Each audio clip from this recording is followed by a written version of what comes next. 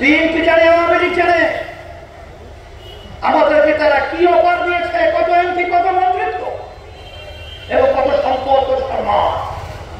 কিন্তু ইসলামী আন্দোলন বাংলাদেশ এই জালেমদের, এই খুনিদের, এই চাঁদাবাজদের ক্ষমতা যাওয়ার সিঁড়ি হতে ইসলামী আন্দোলন বাংলাদেশ যায় না। এর জন্য ইসলামী আন্দোলন বাংলাদেশ আমরা কখনোই এই নিয়মে আমরা এমপি হতে পারি না।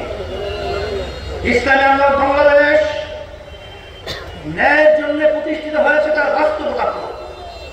জুলাই আগস্টে যখন রাজপথে ন্যায়ের পক্ষে ওরা আওয়াজ তুলেছিল, তখন বাংলাদেশের ভিতরে একটাই রাজনৈতিক দল তাদের ব্যানার নিয়ে রাজপথে সর্বপ্রথম আমরা এই ন্যায়ের পক্ষে অন্যায়ের প্রতিবাদে দাঁড়িয়েছিলাম। অন্যান্য সব দলগুলোই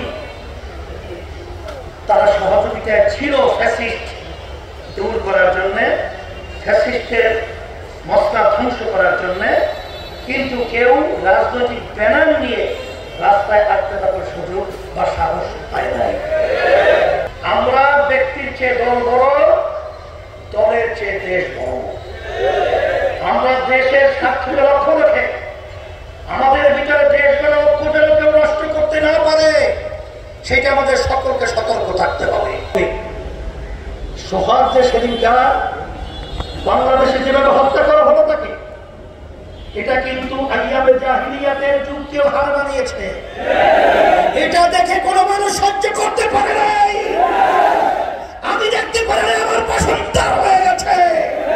এই ধরনের আচরণ বাংলার জমিনের ভিতরে আমরা দেখতে পারবো না, সহ্য করা হবে না। বাংলার জমি থেকে বাংলার সাগরে নিক্ষেপ করতে হবে এই ধরনের চালকদেরকে। এক দুশ্মনের বিরুদ্ধে 24 আন্দোলন করেছি, তারা বিদায় নিয়েছে। রাস্তা কি পরিষ্কার হয়ে গেছে? 54 বছরে তারা দেশ শাসন করেছে, তারা আবার ক্ষমতায় আসলে আগের মতোই করবে, নতুন কিছু তাদের ভান্ডে নাই। আর সেই জন্যই ইসলামী আন্দোলনের মহতারাম আমির ঘোষণা করেছেন, আগের মতো নির্বাচন নয়, পিআর পদ্ধতির নির্বাচন চাই। 20% ভোট পেয়ে 100% মাতব্বরি করবেন, সেটা আর হতে দেওয়া হবে না ইনশাআল্লাহ। ইসলামী আন্দোলন বাংলাদেশের কোন নেতা কর্মীর হাতে খুনের